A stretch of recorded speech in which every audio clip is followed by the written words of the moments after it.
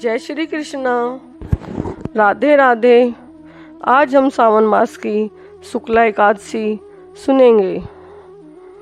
ओम नमो भगवते वासुदेवाय। मधुसूदन श्री कृष्ण से युधिष्ठिर ने कहा, सावन शुक्ला एकादशी का क्या नाम है, इसका व्रत करने की विधि तथा इसका माहात्म्य कृपया कर कहिए। श्री कृष्ण जी बोले, हे राजन, सावन शुक्ला एकादशी का नाम पुत्रदायी एकादशी है। इस संबंध में एक कथा मैं आपको सुनाता हूँ। द्वापर युग के आरंभ में महिष्मती नगरी के राजा महिजीत पुत्रहीन होने के कारण दुखी रहते थे। राजा को राज्य सुख नहीं भाता था। जिसके संतान न हो उसके लिए यह लोक और परलोक दोनों ही दुखदायक होते हैं।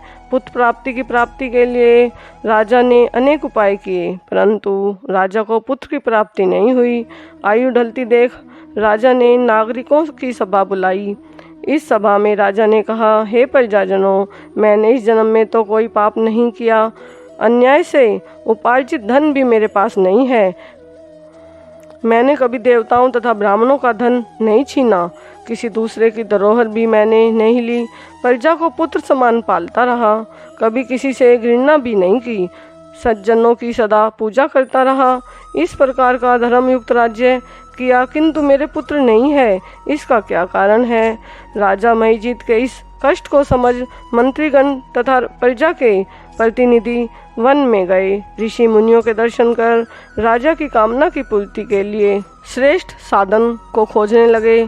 अचानक एक आश्रम में उन्हें धर्म के ज्ञाता, तपस्वी, जितेंद्रिय, धर्म के गुण तत्वों को जानने वाले महात्मा लोमश मुनि मिले। महर्षि लोमश दीर्घ आयुधारी हैं।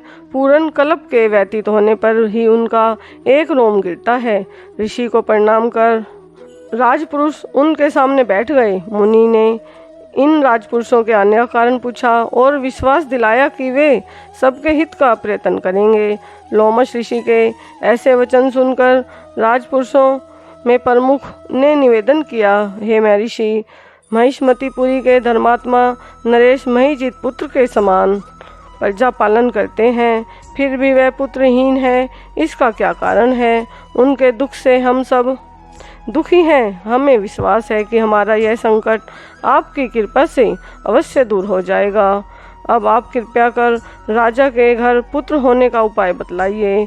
ऋषि ने थोड़ी देर के लिए अपने नेत्र बंद किए और राजा के पूर्व जन्म का वृत्तांत जाना। राजा महिजीत पूर्व जन्म में एक निर्धन वेश्या थे। उन्होंने अनेक झूठ सच बोला। सामान बेचने खरीदने के लिए इन्हें गांव-गांव भटकना पड़ता था। एक समय ज्येष्ठ मास के शुक्ल पक्ष की एकादशी को उन्हें कुछ भी खाने पीने को नहीं मिला, जल भी नहीं। द्वादशी के दिन मध्याह्न काल तक भी वह भूखे प्यासे एक जलाशय पर जाकर जल पीने को झुके। उसी स्थान पर एक प्यासी गौ जल पी रही थी। उस प्यासी गौ को जल पीने से वेश्या ने हटा दिया, स्वयं जल पी लिया। व्रत प्रभाव से उस जन्म में निर्धन वेश्या अब राजा बने, फिर भी आज वह दुखी हैं। एकादशी के दिन भूखा रहने पर तो वह वेश्या राजा बन गए, परंतु प्यासी गौ को जल पीने से हटाने से पुत्र न होने का दुख भोग रहे हैं। ऐसा सुनकर राजपुरुषों ने प्रायश्चित पूछा और कहा, पाप नष्ट हो जाए ऐसा उपाय बतलाने की कृपा करें। दयालु ऋषि ने कहा, सावन शुक्ल पक्ष की एकादशी को पुत्रदायी एकादशी भी कहा है। राजा और तुम सब लोग भी व्रत और जागरण करो। इससे राजा का पूर्व जन्म का पाप अवश्य नष्ट हो जाएगा। राजा को पुत्र की प्राप्ति होगी। लोमश ऋषि के ऐसे वचन सुनकर राजपुरुष नगर को वापस लौटे। जब सावन शुक्ला एकादशी आई तो लोमश ऋषि की आज्ञा अनुसार राजा सहित सब राजपुरुषों और प्रजा ने भी पुत्रदायी एकादशी का व्रत तथा जागरण किया।